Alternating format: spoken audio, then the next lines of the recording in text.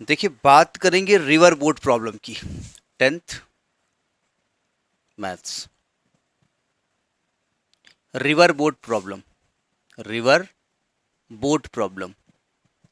यही चीज आपको इंटर में फिर मिलेगा 11th में, वहां भी लिखा होगा रिवर बोट प्रॉब्लम, लेकिन वो होगा वेक्टर संबंधित, रिलेटिव इलास्टिक संबंधित है वही चीज यहाँ पर भी, लेकिन फिलहाल उतने अंदर आपको नहीं जाना। देखिए अगर प्रैक्टिकली समझिएगा, कोई नदी है, ऐसे नहीं होती नदी, कैसे भी नदी है, कोई नदी है और नदी ऐसे फ्लो हो रही है, मान लेते हैं x किलोमीटर पर आर की रफ्तार से फ्लो हो रही है, ठीक है, और उसमें एक नाव डाल दीजिए आप। अब ये नहीं कहना नाव ऐसी नहीं होती है, और नाव को डाल दीजिए, केवल चलाइए नहीं, तो नाव चलेगी कि वहाँ पड़ी रहेगी? चलेगी ना। किस रफ्तार चलेगी? x। यानी अगर नाव नहीं भी चल रही है तो नाव की रफ्तार यहाँ पर वही रहेगी जो रिवर की रफ्तार है। अच्छा, नाव भी अगर चलना शुरू कर दे आप y किलोमीटर पर आर, तो नाव की रफ्तार बढ़ जाएगी या घट जाएगी? बढ़ जाएगी। कितनी बढ़ेगी? उसकी खुद की रफ्तार प्लस रिवर की रफ्तार। यानी कि इसको कहते हैं नदी के साथ चलना, इसको कहा जाता है डाउन स्ट्रीम। क्या कहते हैं? Down stream. नहीं समझे? तो अगर डाउन स्ट्रीम में आपको स्पीड ऑफ बोट चाहिए, speed of boat, speed of boat, तो क्या होगा? Speed of boat plus speed of river. मतलब यहां पर x प्लस वाई लिखेंगे। ऐसा करो, इसको x मानो, इसको y मानो। क्यों भाई ऐसा करोगे? पहले x लिखने में अच्छा लगता है, ठीक है। अब जरा समझिएगा, समझ में आ गई बात? अगर ये उल्टा चल रही है, नदी के चलने के अपोजिट, तो इसको डाउन स्ट्रीम कहते हैं कि आप स्ट्रीम कहते हैं? इसको आप स्ट्रीम कहते हैं, आप स्ट्रीम। अच्छा जरा समझिएगा, अगर ये इधर की ओर x किलोमीटर पर आवर से चल रही है, ठीक है, तो पहली बात तो नाव की रफ्तार अगर नदी से कम है, कम है, तो क्या वो चल सकती है आगे? नहीं चल सकती। अगर नदी की 50 हो और नाव की 20 हो, तो नाव तो 20 उधर जाएगी और नदी 50 उधर ले जाएगी। तो 1 घंटे में नाव इधर जा रही है 20 किलोमीटर और नदी ले जा रही है उसको 50 किलोमीटर, तो ऑन एवरेज किधर जाएगी? वो नदी के साथ। तो ये समझ लीजिएगा कि नाव की रफ्तार ज़्यादा होनी चाहिए। तो अब स्ट्रीम स्पीड क्या होगी उसकी? x minus y. समझ में आ गई बात? पहले बात, यूनिट सेम होनी चाहिए। अगर उसकी किलोमीटर पर आर है तो इसकी भी किलोमीटर पर आर होनी चाहिए। तो यानी कि जब हम स्पीड की बात करेंगे तो नाव की जो स्पीड है वो डाउन स्ट्रीम में नाव प्लस नदी ऐड करेंगे। प्रैक्टिकली आप समझ गए। और अगर आप अपोजिट की बात करें तो नाव माइनस नदी माइनस करेंगे, ये स्पीड ली जाएगी, ठीक है। इसको रिलेटिव वेलोसिटी भी कहा जाता है। रिलेटिव वेलोसिटी का डिटेल कॉन्सेप्ट 11th क्लास में है, अभी फिलहाल तो इतना ही काम चल जाएगा, ठीक है। अब जरा एक क्वेश्चन देखिए। अब देखिए एक क्वेश्चन जरा ध्यान से हम पढ़ रहे हैं, जो जो आपको समझ में आता जाए वो लिखते जाओ। पहली चीज़ ये जरूरी है, यूनिट सेम होनी चाहिए, ठीक है। अब आपको किसको किस में कन्वर्ट करना है आपकी मर्जी है। आपने देखा आर में कन्वर्ट, हम तो सेकंड में लेंगे, तो सेकंड में कन्वर्ट कर लो, हमसे क्या दिक्कत है। लिखा है a seller goes 8 kilometre downstream in 40 minute.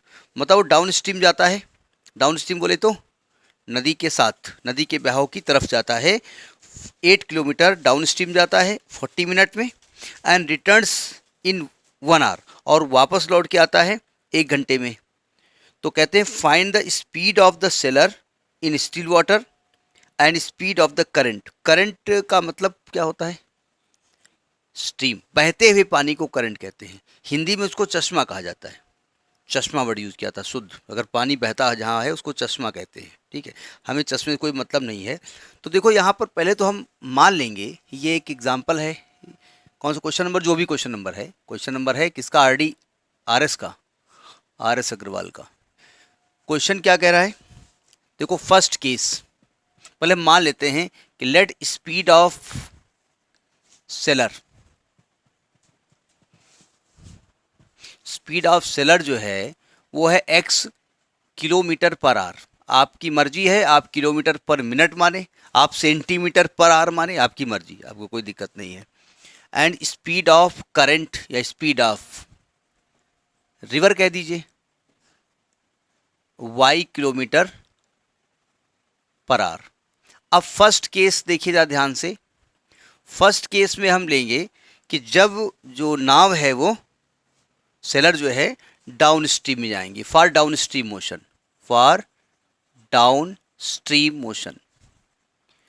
Down stream क्यों कहा जाता है भाई? सिंपल सी बात है कि नदी अगर बहती है तो हाई लेवल से लो लेवल की ओर जाती होगी, तो नीचे आ रही होगी। अब ऐसे नहीं बहेगी, लेकिन कुछ तो स्लोप होगा ना। तो डाउन स्ट्रीम में स्पीड ऑफ सेलर क्या लिखी जाएगी? स्पीड ऑफ सेलर क्या ली जाएगी? प्लस या माइनस? यानी उसकी रफ्तार प्लस नाव की रफ्तार, किलोमीटर, नाव कह रहे हैं सॉरी, नदी की रफ्तार। और उसे जाना कितना है? 8 किलोमीटर मतलब डिस्टेंस कितनी है उसकी? है 8 किलोमीटर। और उसे जाने में टाइम कितना लगा? 40 मिनट। ठीक है, तो टाइम का फॉर्मूला क्या होता है? टाइम लगा है 40 मिनट, बोले तो 40/60 आर। मिनट को आर बदलना आता है आपको, यानी कि इसको करेंगे तो 2/3 आर, उसको जाने में इतना समय लगता है। ठीक है, तो आपको इसमें रिलेशन निकालना पड़ेगा ना।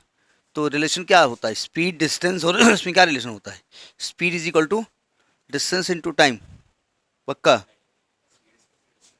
हाँ, अगर आपको याद ना हो तो S बराबर ut plus half AT square पढ़ा है आपने, मालूम है ना? तो जब एक्सलेशन नहीं होगा तो उसको छोड़ दो, S बराबर ut होता है, distance is equal to speed into time. तो हम फिलहाल स्पीड इज इक्वल टू लिखेंगे, क्योंकि स्पीड XY दिया हुआ है। तो स्पीड इज इक्वल टू क्या हो गया? स्पीड इज इक्वल टू हो गया डिस्टेंस अपॉन टाइम। स्पीड कितनी हो गई? x plus Y. डिस्टेंस कितनी हो गई? 8 किलोमीटर। टाइम देखिए, 2 नीचे है और 3 ऊपर चला जाएगा, ये तो होगा ना। 2 चौको 8, यानी x plus y is equal to कितना आ गया? 4 थी यहाँ 12। Equation number 1। केवल देखिएगा नहीं हम क्या लिख रहे हैं, ये भी देखिएगा हम सही लिख रहे हैं गलत लिख रहे हैं, क्योंकि कैलकुलेशन मेरा मिस्टेक बहुत होती है। नोट करिए first equation.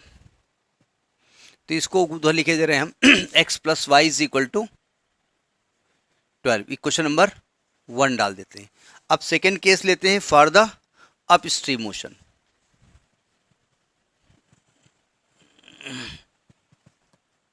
Second case for upstream motion.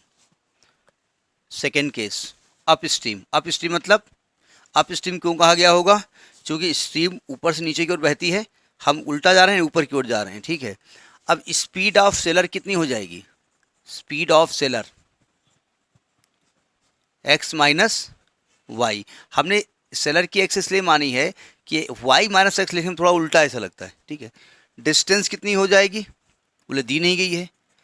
बोले ये तो दी गई है कि he goes 8 kilometre downstream in 40 minute returns to 1 hour. ये तो नहीं कि डिस्टेंस। अरे रिटर्न का मतलब कितने किलोमीटर वापस लौटेगा? उतना ही तो लौटेगा।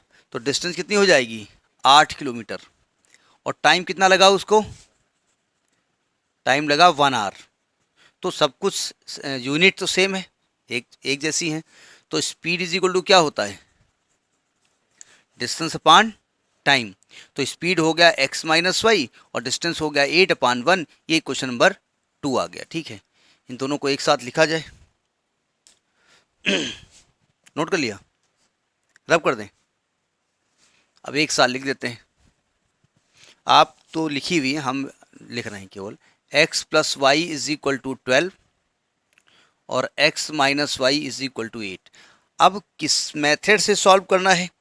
सब्स्टिट्यूशन से करना है, क्रॉस मल्टीप्लिकेशन से करना है, ये आपकी मर्जी, लेकिन ज़्यादातर एलिमिनेशन किया जाता है। ठीक है, इन दोनों के कोफिशिएंट ऑलरेडी सेम है, तो आप केवल सॉल्विंग लिख करके ऊपर नीचे लिख देना। एडिंग कर देंगे तो क्या होगा? X x y y cut जाएगा, x प्लस एक्स 2x और 12 8 20। तो x का मान कितना आ गया? 10 किलोमीटर पर आवर। मतलब जो स्पीड ऑफ सेलर है वो 10 किलोमीटर पर आवर है। Putting x is equal to 10 कहाँ पर? इन इक्वेशन 1 में रख दो। तो x plus y is equal to 12, 10 plus y is equal to 12। तो y का मान कितना आएगा? 2 किलोमीटर पर आवर। मतलब speed of sailor 10 kilometre per hour है। स्पीड ऑफ रिवर जो है, स्ट्रीम जिसको आप कहते हैं, वो 2 किलोमीटर पर आवर है। ठीक, मतलब इक्वेशन बनाना इससे मतलब है, इक्वेशन बनाने के बाद सॉल्व करना आपकी जिम्मेदारी है कि आप किस मेथड से सॉल्व करना चाहते हैं। दिया हो तो अलग की बात है। ये भी क्वेश्चन आपके आरएस का है। हम क्वेश्चन पढ़ते ध्यान से सुनिएगा और जो आपको लगे नोट करने वाला नोट करिए। लिखा है boat goes 30 kilometre upstream. Upstream बोले तो opposite, and 44 kilometre downstream in 10 hour. मतलब देखिए 33 किलोमीटर ऊपर जाने का, अपोजिट जाने का, और 44 किलोमीटर नीचे आने का, दोनों का मिला के टाइम दिया गया है, यानी दो केस एक साथ दिए गए हैं। फिर कहा गया it can go 40 kilometre upstream and 55 kilometre downstream in 13 hour. Find the speed of the stream and boat in still water. तो पहले तो आप मान लेंगे कि लेट स्पीड ऑफ बोट, क्योंकि हमको x मानना है उसी को, पहले कितना है x किलोमीटर पर आवर, और स्पीड ऑफ रिवर या स्ट्रीम जो भी आप कहें वो है y किलोमीटर पर आवर। अब पहले हम इसकी स्पीड इन अप स्ट्रीम और डाउन स्ट्रीम निकाल लेते हैं। देखिए speed of boat in up stream, speed of boat in down stream, या डाउन स्ट्रीम स्पीड कह दीजिए आप। डाउन स्ट्रीम में इसकी स्पीड क्या हो जाएगी, x plus y kilometre per hour, और speed of boat in upstream x minus y kilometre per hour. अब देखो फर्स्ट केस क्या कह रहा है। फर्स्ट केस कह रहा है कि 30 किलोमीटर अप स्ट्रीम, यानी 30 किलोमीटर अप स्ट्रीम गया, यानी पहली डिस्टेंस कितनी है, d1 है आपका 30 किलोमीटर अप स्ट्रीम अप, ठीक, और दूसरी डिस्टेंस है d2 वो है आपका 44 kilometre down stream, 44 kilometre down stream, ठीक है, डाउन स्ट्रीम, और टोटल टाइम दिया है 30 किलोमीटर। अब देखो जरा ध्यान से, अगर 30 किलोमीटर d1 डिस्टेंस हो चलता है x प्लस वाई से, तो टाइम कितना लगेगा, टाइम बराबर क्या होता है, डिस्टेंस अपॉन स्पीड। यानी कि आपका 30 किलोमीटर अप स्ट्रीम हुआ, स्पीड क्या थी उसमें x माइनस वाई, तो टाइम कितना लगा 30 अपॉन x माइनस वाई, ये 30 किलोमीटर अप स्ट्रीम जाने में टाइम लगा। और अगर 44 डाउन चलता है, स्पीड क्या होगी उसकी x प्लस वाई, टाइम कितना लगेगा, तो 44 अपॉन x प्लस वाई, और दोनों का टाइम मिला करके वो दिया इन्होंने 10 घंटे, ये 10 आवर दिया है। ये पहली कंडीशन हो गई, नहीं समझे। सेकंड केस क्या कह रहा है, सेकंड केस यहां लिखे दे रहे हैं। सेकंड केस क्या कह रहा है, सेकंड केस कह रहा है कि 44 किलोमीटर अप स्ट्रीम, यानी डिस्टेंस d1 है 40 kilometre, 40 kilometre, 40 kilometre up stream, और दूसरी डिस्टेंस कितनी है 55 किलोमीटर डाउन स्ट्रीम, और ये टोटल टाइम कितना लिखा है 13 घंटे। अब बताइए अगर 40 किलोमीटर अप स्ट्रीम जाती है नाव, तो स्पीड क्या थी उसकी, अब स्ट्रीम की स्पीड तो उसकी x माइनस वाई थी ना, तो 40 किलोमीटर जाने में कितना टाइम लगेगा उसको, डिस्टेंस अपॉन स्पीड, और प्लस डिस्टेंस अपॉन स्पीड, दोनों मिला के कितना हुआ 13 घंटे। ये दो इक्वेशंस बने, क्वेश्चन नंबर 2, ठीक है। तो पहले इन्हें नोट करिए, फिर एक जगह नोट कर लिए तब बात करें। अब देखिए फर्स्ट और सेकंड इक्वेशन में नोट कर लिए। इन्हें सॉल्व करने के कई तरीके, आप डायरेक्ट कर सकते हैं। भाई देखिए अगर इसका कोफिशिएंट 30 है, इसका 40 है, इसको 4 से मल्टीप्लाई कर दें तो 120 हो जाएगा, इसको 3 से कर दें तो 120 हो जाएगा, दोनों को सब्ट्रैक्ट कर दें तो ये कैंसिल हो जाएगा, और यहाँ से x प्लस वाई की वैल्यू निकल आएगी। ऐसे भी कर सकते हैं, और आप चाहो तो 1 अपान एक्स प्लस वाई को लेट 1 अपान एक्स माइनस वाई को p मान लो, और 1 अपान एक्स प्लस वाई को q मान लो। हम ऐसे ही मानेंगे क्योंकि 10th लेवल में ऐसे ही माना जाता है। तो ये क्या बन जाएगा, ये बन जाएगा 30p plus 44q is equal to 10। ये क्वेश्चन नंबर 3 हो गया। और 40p plus 55q is equal to 13, ये क्वेश्चन नंबर 4 हो गया। अब आपको इन दोनों को सॉल्व करके p और q की वैल्यू निकालनी है। देखो ध्यान से, जिसका कोफिशिएंट मर्जी हो तो इसमें हम मल्टीप्लाई किससे करते हैं 4 से, इसमें मल्टीप्लाई कैसे करते हैं 3 से। किसका कोफिशिएंट इक्वेट कर रहे हैं हम, p का। 4 से करेंगे तो ये 120 आ जाएगा और इसको 3 से करेंगे तो 120 आ जाएगा।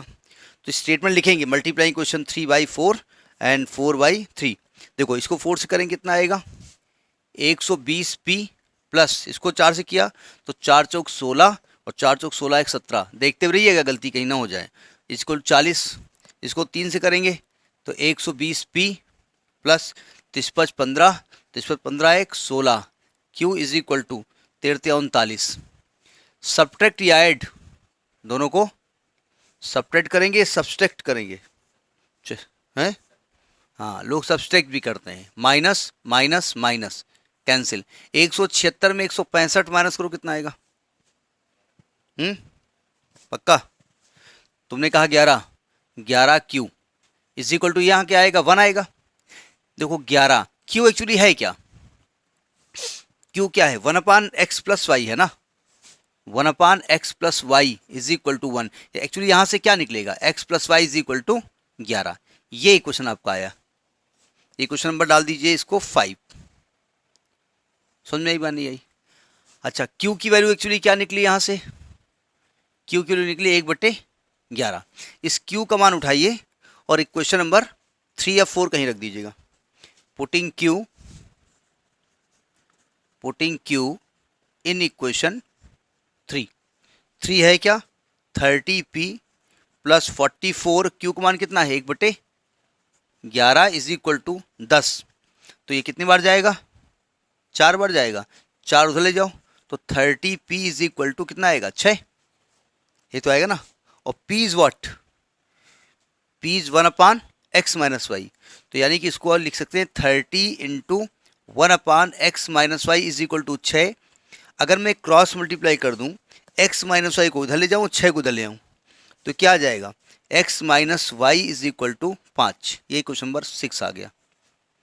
ठीक क्वेश्चन सही है ना, चेक कर लीजिएगा, नोट करिए। अब देखिए 4 और 5 दोनों में कोफिशिएंट इक्वल है तो दोनों को सॉल्व कर दो। लिखेंगे सॉल्विंग इक्वेशन 5 एंड 6। तो x plus y is equal to 11, x minus y is equal to 5। Add करें सब्ट्रैक्ट करें, ऐड कर दें तो इधर 2x आएगा 11 5 16 आएगा। x का मान क्या आएगा 8 किलोमीटर पर आवर। x का मान उठाइए पुटिंग x इन इक्वेशन 5 तो आएगा 8 plus y is equal to 11। y का मान आएगा 3 किलोमीटर पर आवर। x किसकी स्पीड थी, यानी बोट की स्पीड 8 किलोमीटर है और इसकी 3 है। आ रहा है इसका 36वां क्वेश्चन है 3 और 8। हाँ पहले किसका दिया था, पहले स्ट्रीम का था तो पहले 3 है फिर 8। समझ में बात नहीं आई, नोट करिए।